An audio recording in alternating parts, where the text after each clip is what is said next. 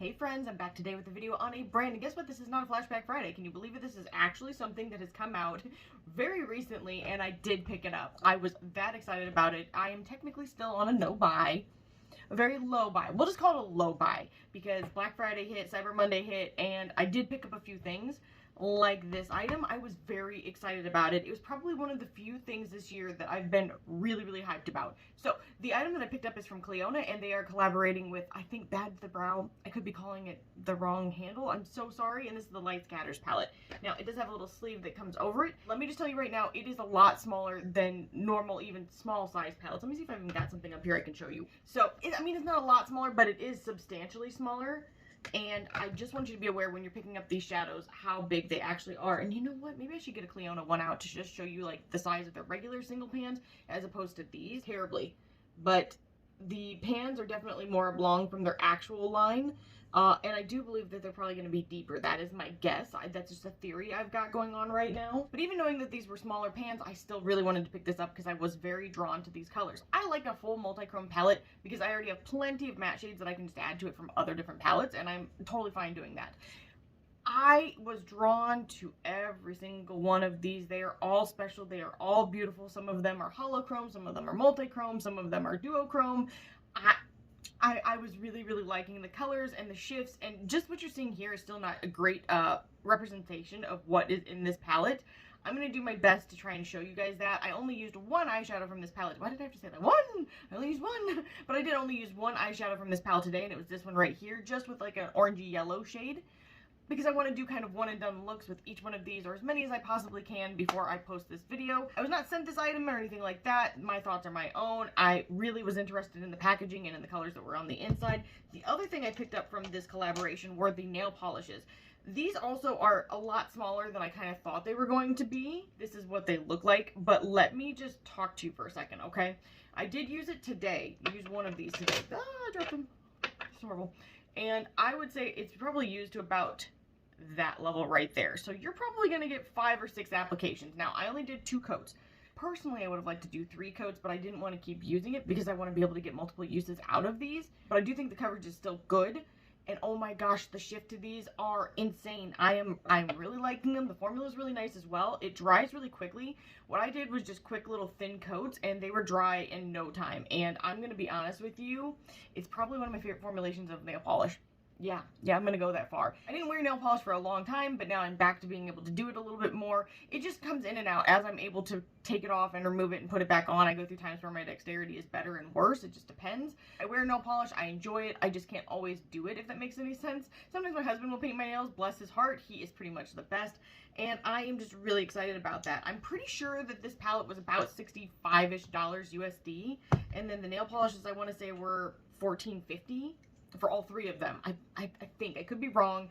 I definitely think the nail polishes were worth it. I do wish that they would offer them in larger sizes. I'm going to take that one step further with the palette and actually say that I want them to make all of these single shadows when they're done with this collaboration at some point, because I need like 20 of this one. And maybe this one, and this one, and this one, and this one. I don't know. I love them all. I think they're all really pretty, and I want them all as singles.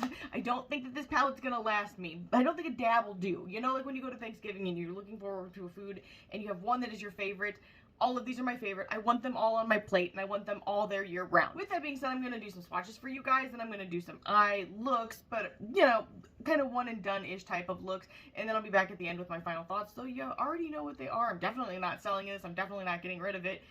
I'm going to need these in singles, Clionadh. If you're out there watching this, Clionadh, please turn these into singles and make these bigger because I want all of them. Let's start at the very top. None of these have shadow names. I am just going to go in order right across. I'm like tempted to do it different, but that's okay. We're going to start at the very first shadow.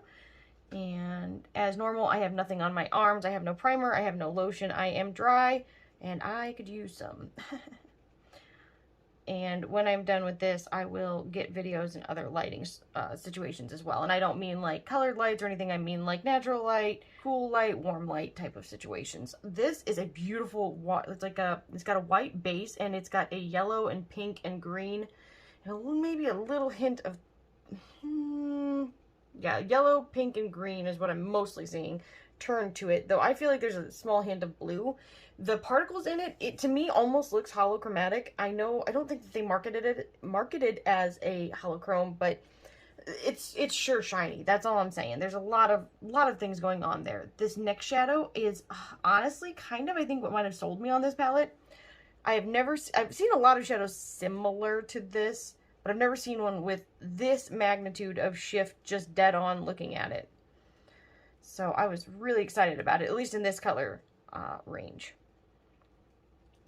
This is a beautiful kind of like canary yellow that has a vibrant pink and blue and purple shift to it. I can even see a little bit of green and blue, but I don't know. It's just maybe how it's coming across in the interim, kind of. I wish I had a better way to explain this. But it is certainly unique. It is very impactful without having to do anything. I really, really like that. Next shadow is the third one, or the last one in the top row. Oh, it's glorious. And in case I did not talk about this already, the texture is very dry and kind of crumbly, flaky. So if you're somebody with really oily lids, I think you will love this. If you're somebody like me that has more has more dry lids, just throw down a primer and it will be fine. Now this right here is without any kind of base, so you're getting a pretty accurate idea of how it's going to perform, which is beautifully. This is a very strong reddish, goldish, greenish, a little bit of orange, and to me it also looks kind of holochromatic because it does have these really fine glitter kind of particles. Maybe it's not, but I'm telling you, some of these, I think that they only said 2 in this whole palette were technically holochromatic, but there's a lot going on here. They've done a great job. First shadow in the second row. Oh my god, I think this is one of those that they say is one, and it's just freaking out of this world. If I could wear this shadow every day, I would, and I would not get tired of it. There's so much going on here with this one. I'm going to do my best to describe it, but honestly, it's one of those that you have to use to really appreciate, I feel. It is kind of a spicy neutral, even though it looks purple in the pan.